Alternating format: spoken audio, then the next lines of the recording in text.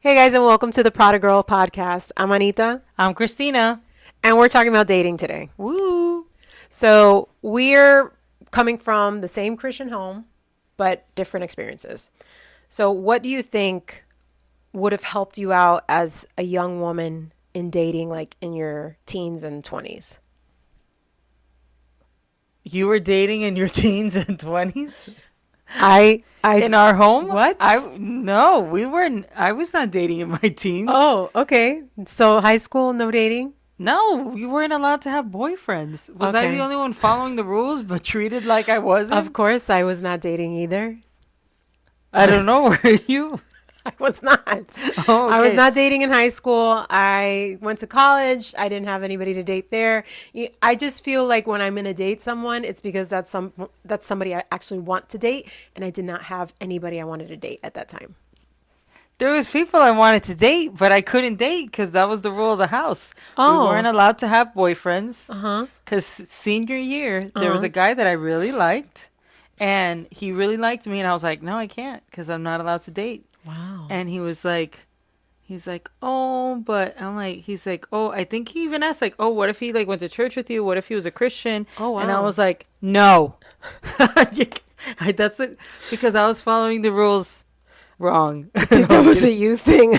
Maybe, and because that was my interpretation of what Daddy's rules were. Yeah. So, you know, he told. I feel like I felt that way in I did feel that way kind of in high school, but no, I didn't.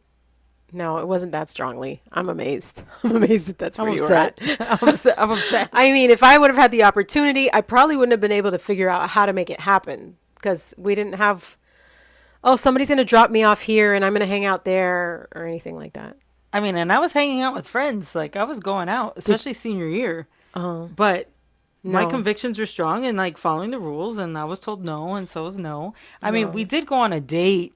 Valentine's. It was like a group of us, Okay. and I remember the car ride. He was like, "So no, like you can't be my girlfriend." I was like, "No, Wow. I can't." Oh. I know, But then you awful. picked other people and it was like, why? Because that's when I rebelled. I was finally like, this doesn't make sense. I don't want to do this anymore. And then I just went for riffraff. Okay. Sorry. So then what do you think was the problem in how you received the message? Like why did you think that way? What do you think could have been done differently that made you, not act so black and white? I think it was just the way that the message was relayed to us, not trying to blame dad, but I think in his really trying to ensure that we made the right choice, I think he just made it very like it's this or this. Mhm. And I don't think he intentionally was trying to do that, Mhm. but I think that's what it became. And so for me it was like, right or wrong, yes or no. They said no, so you don't do it Yeah. and stuff. And so for me there was no gray area. It was no. I mean, even though yeah, I went out with the guy like that one time we were all hanging out, but I was just like, and that was it. Like we didn't kiss or anything. Like it was, I think we held hands. That Yeah. was it, and stuff. And then after that, it was like no. And then, so I think had we had more open dialogue Mhm. in the household, because that was another thing, is like you didn't question, you didn't ask, and you didn't. It was that's what it was. Mhm. And I feel like for some things, yes, we do need to just trust the authority and listen Mhm. and be obedient. Mhm. But I think for other things, they need a conversation. So especially when it comes to relational type things, we didn't have those open conversations Yeah. ever. I think it's because our parents, their generation, that's pretty much where they come from. Yeah. It's like this or that's it. There's no gray area, there's no discussion, it's just is what it is. And I think we've come a long way in mental health, like really Hmm. understanding how the mind works, how psychology works, and how we can actually damage ourselves emotionally by not understanding a lot of these psychological things. And they had no tools Yeah. to work with us and to teach us, how to be relational and in any form, in any way, but especially in like romantic relationships. So I feel like because of the way that they were raised and or not raised, but the way they came up. I think everybody from previous generations and even now, it's dating is about just going on emotion. It's physically, I see you, I'm attracted to you, and I'm going to go pursue you. And you're not thinking about anything else really, unless you are someone who is more conscientious of why you're pursuing someone or being pursued, like you have understand that you have your own reasons, but mostly it's just about, sex and ex- just living out your emotions. So I feel like what would be helpful for Christians, either for, raising children in a Christian home, is to teach them how to have good, healthy relationships with the opposite sex. Like, how do you communicate with other people? How are men going to interpret what you're saying? As a father, you should teach your daughters that. As a father, you should teach your sons how to treat other women.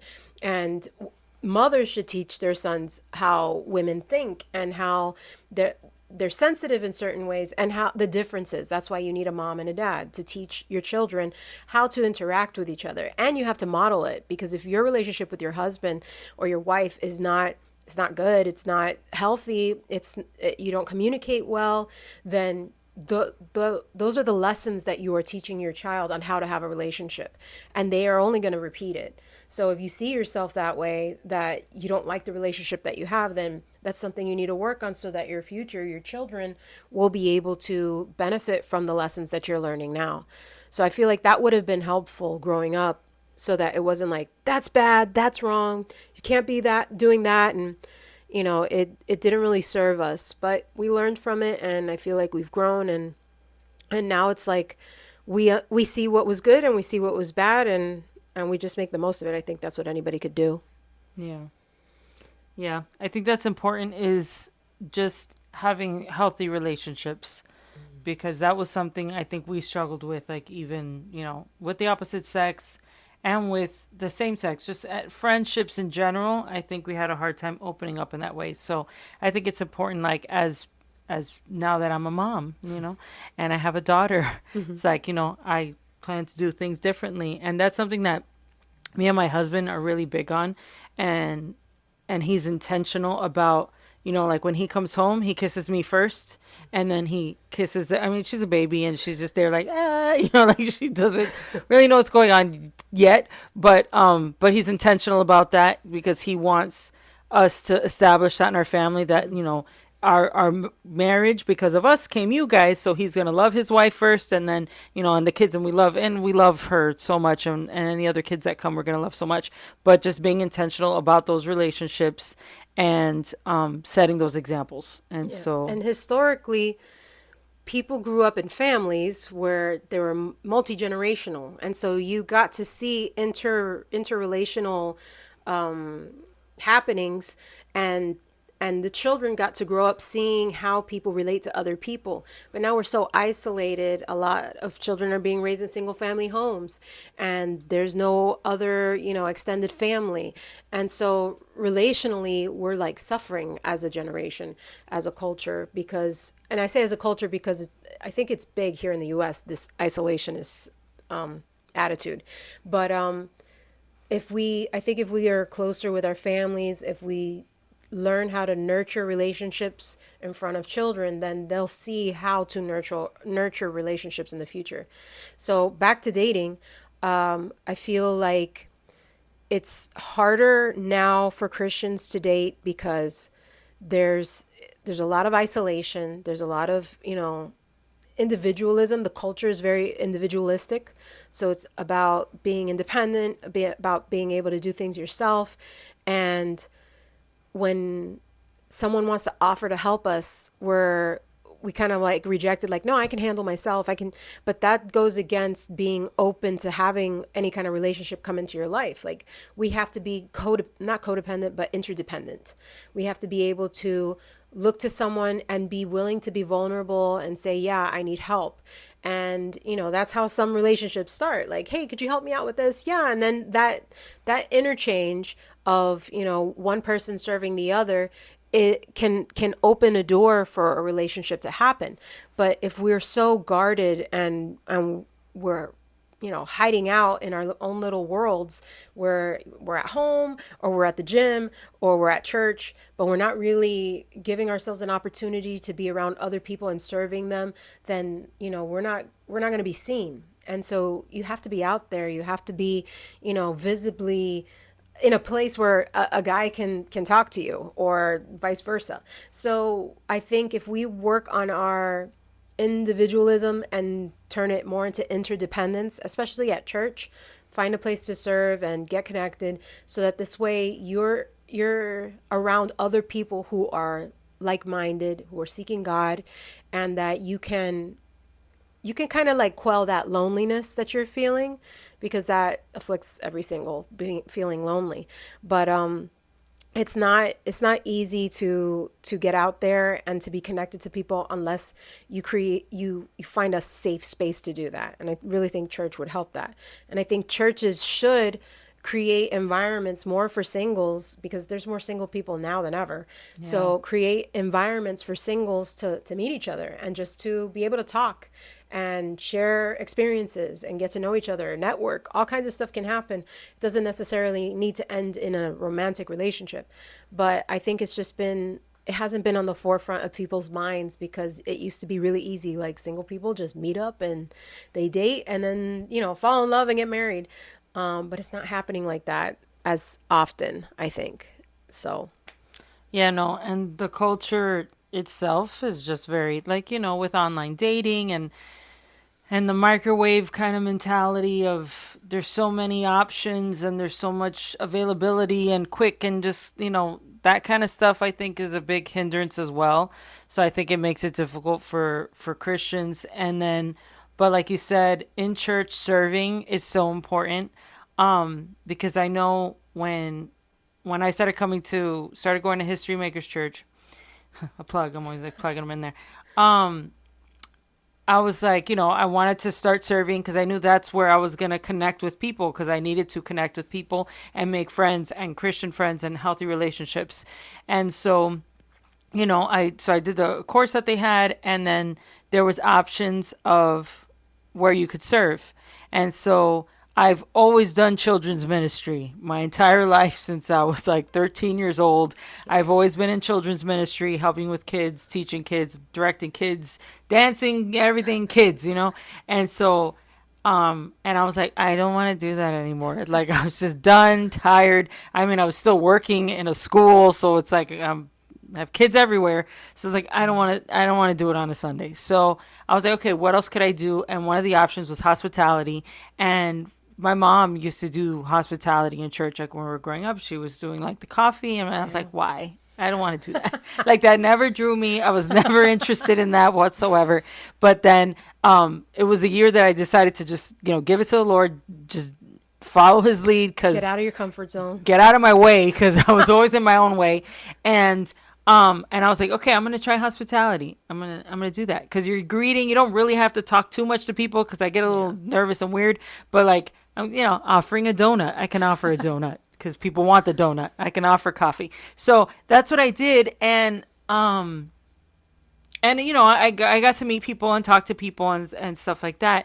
And so I think it really like opened me up to opportunities. Now, did my future husband ever come and talk to me while I was doing that? No, he never came to the hospitality table. I'd seen him before, and it wasn't until we went to that work Christmas party that work church Christmas party that we had, for everybody that serves, and then that's when I met him. Was there, but it was all through serving, and it was doing something different, getting out of my comfort zone, trying something new. Um, because had I done kids, I would have been at the same party as him, but I would have been sitting at a whole different table. Yeah. Like, I would have been sitting with other people.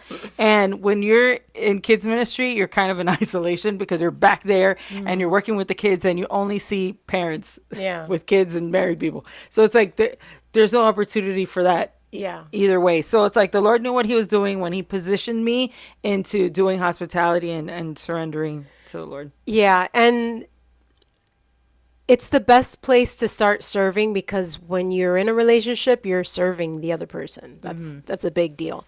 So if you are not used to serving, get into a ministry and serve. You don't have to specifically go into a ministry, but you need to find a way, an opportunity in your life to start serving other people and ministering to other people's hearts. And you could do that in your job, you can do that anywhere, but your church is a place that you should be giving some of your time to. But also, there's one more thing that I wanted to mention. It's like when you are serving, it's not like, oh, someone's going to come and see me and discover me and I'm going Yeah. to get married. No. The purpose is getting your heart in the right place. And when your heart's in the right place, then God brings the right person to you. So you may be serving in a ministry, but God will bring it to you in some other way. But Yeah. because you served, because you humbled yourself, because you got your heart in the right place, that you were willing to serve others, then God can bring somebody to you anyway. So you can't limit God. But if you're a single and you are really concerned about being single, I know what you're feeling, and it's not easy. It's very hard sometimes because the loneliness is real, the FOMO is real, and then you have everything on Instagram telling you that there's something wrong with you because you're single. There's nothing wrong with you. There's nothing wrong with you. God has perfect timing. God has a plan for your life. And when it's God's time, I'm not even going to say when you're ready, because then everybody starts trying to fix When you least themselves. expect When you it. least expect it, when you're ready, hated that one. Yeah, I know that one makes you want to throw something.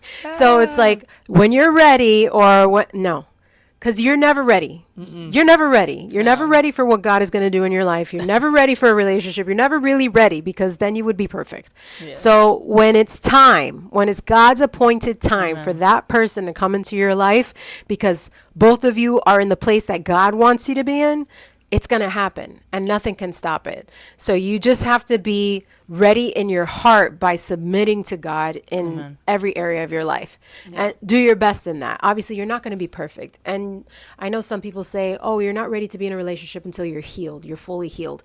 No one's fully healed. Everybody's going through stuff, and we're going from glory to glory. God is always Amen. working in our life. So, take that pressure off of yourself. Yeah. Take all the pressure off. You are okay. You are fine. You are going to be okay. Yeah. And God has the right person who's going to minister to your heart, whom you are going to minister to theirs. And it's going to be great, and it's going to happen fast. I think when God gives you something, it's accelerated. All the time that you feel like you lost, don't lament that anymore, because God is going to restore all of the things that you have lost, all the time, all the memories, all the things that you were like, oh, I wish I could have had someone to do this and someone to do that. God's going to restore all of that time that you feel like you lost. And, just have hope. Just Yeah. continue to have hope, continue to believe, focus on who you are in the Lord, focus on your relationship with the Lord, and serve, and allow that humility to come into your life, because you're going to need it in a relationship. It's Yeah. not going to be all about you. It's going to be about you and that person becoming one. And marriage is a whole sanctification. It's not like, I'm sure it's fun, right? Yeah, we have a good time. It's fun We laugh. sometimes, but there's moments of being sanctified, meaning like God is working in your life. Oh yeah, So yeah. definitely. So we just wanted to share that with you guys. We hope that this blessed you. If you have any questions or anything else you'd want to hear us talk about, put it in the comments, because we love to minister to everybody. We love to talk to people about Jesus. We love to talk about our hearts and the things that are going on in our lives. So we love you, and whatever you need, put it down in the comments. Bye. No prayers.